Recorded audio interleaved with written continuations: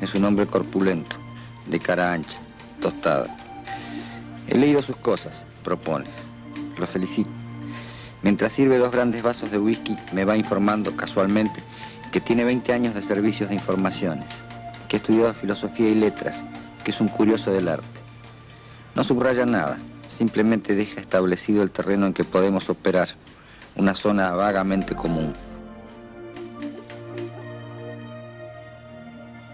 Por supuesto que esto no representaba gran dinero, las tiradas eran muy reducidas y cobraba a los ponchazos y además no tenía otros ingresos, o sea que seguía siendo tremendamente pobre.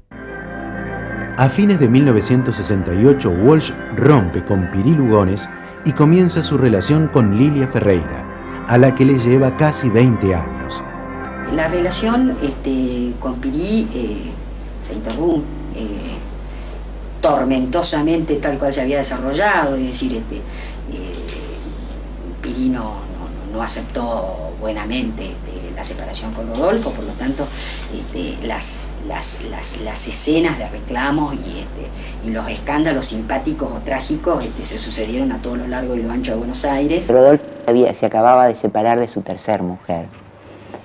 Y bueno, se habían dividido los cafés de la calle Corrientes, ¿no? Entonces, el café donde nos conocimos era un café en el que Rodolfo tenía prohibido ir, es decir, como parte de la separación.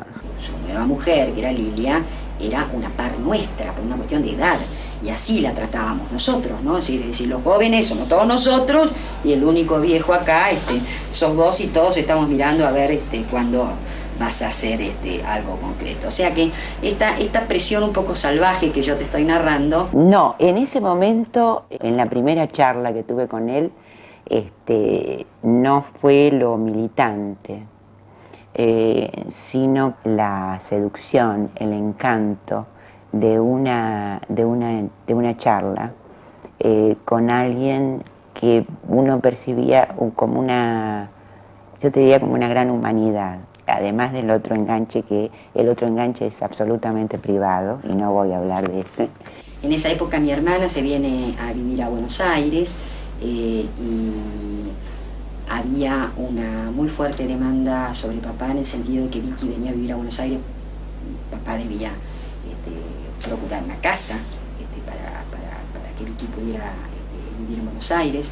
Papá era incapaz de procurarse su propia casa, por lo tanto había mucho conflicto. Rodolfo era siempre huésped de las casas de sus mujeres. Por ejemplo, cuando estaban en La Plata, era la casa que su mujer, que era directora del Instituto de Ciegos, tenía para la familia. Él, cuando se casó conmigo, vino a vivir a mi casa. Así sucesivamente.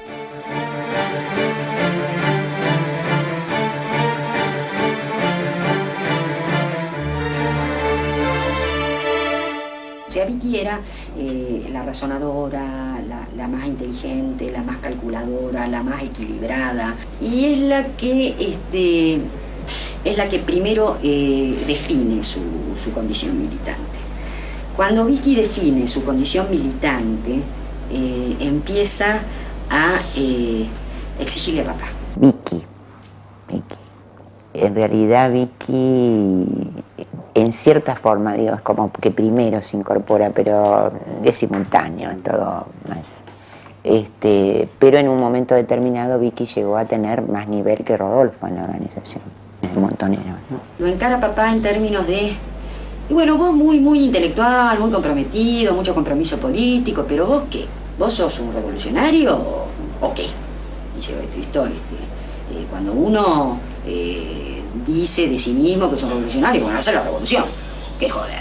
Y Vicky era realmente, hasta en su forma de dirigirse a papá, a mí me llenaba de asombro, porque se peleaba con papá a los gritos y le daba portazos. Se iba, por ejemplo, de la casa donde vivía papá y le decía cosas tales como: viejo de mierda, me tenés cansada, ¡pah!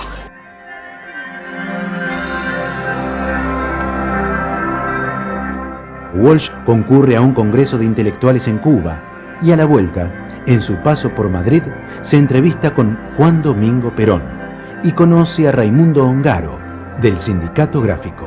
A fines del 67 lo invitan a participar del Congreso de Intelectuales de Cuba, que se realizó en enero del 68. Él vuelve a La Habana, vuelve con otros amigos, también como Paco Urondo, Milton Roberts, Ricardo Piglia. Argentinos muchísimos, porque fuimos, Paco Urondo, León Cisner y Rodolfo y yo viajamos juntos, ¿no? Y para mí fue un viaje totalmente iniciático, porque era la primera vez que salía de Buenos Aires y teníamos que ir por Europa, de modo que fue una suerte de viaje. Era un periplo, así decir, era complicado. No había vuelos directos a La Habana, sino que había que ir por Europa. Y ahí, por supuesto, en un viaje uno convive muchísimas cosas, y eso también ayudó a que la relación con Walsh se hiciera más íntima, más personal. Y el viaje de regreso lo hace de La Habana a Praga y de Praga a Madrid, a París y de París a Madrid. En Madrid, en su viaje de regreso, por supuesto, intenta y hace gestiones para conseguir una entrevista con Perón. Y la consigue. Yo creo que todos los argentinos debemos de ponernos con buena voluntad a trabajar en ello. Y cuando sale, Perón lo acompaña a Rodolfo a la puerta de su escritorio, y ahí le dice a Rodolfo: quiero presentarle al compañero Raimundo Ongaro, secretario general de la Federación Gráfica Bonaerense, y le dice a Ongaro, bueno, y él es Rodolfo Walsh, el autor de Operación Masacre. Y Ongaro le contesta: general, ¿qué peronista puede no conocer a Walsh? De vuelta en Buenos Aires, Rodolfo estrecha su contacto con Ongaro, que lidera los sindicatos más combativos en la CGT de los argentinos. Walsh, junto a García Lupo y Horacio Berbisky, comienza a editar el diario de esa central sindical, un semanario opositor a la dictadura de Onganía, donde Walsh comenzará la investigación del asesinato de Rosendo García.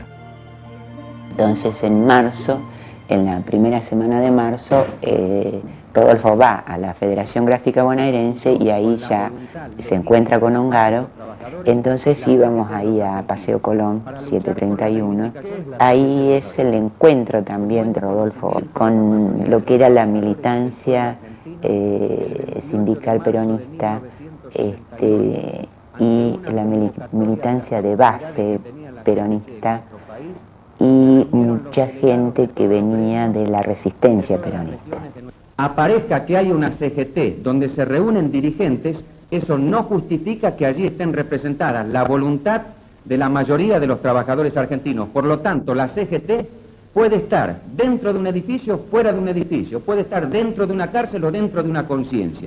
Él empezó a trabajar entonces en ese momento en el proyecto de la CGT de los argentinos, y podríamos decir que a partir de ahí él inició una especie de desarrollo político divergente con las posiciones que yo tenía, y ahí, a partir de ahí empezamos a vernos menos.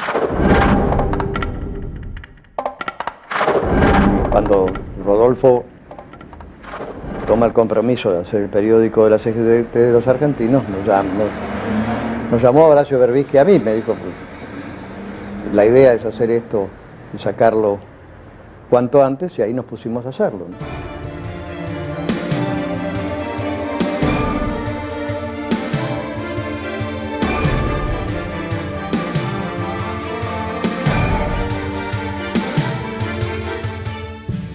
Todos éramos profesionales, Horacio también y Rodolfo también. Ese lo hicimos gratis. Primera diferencia, profunda diferencia. Luego los riesgos. El periódico salieron 49 números legales. Y ahí en el número 49, ahí el periódico entonces fue prohibido. Y hicimos 5 ediciones clandestinas.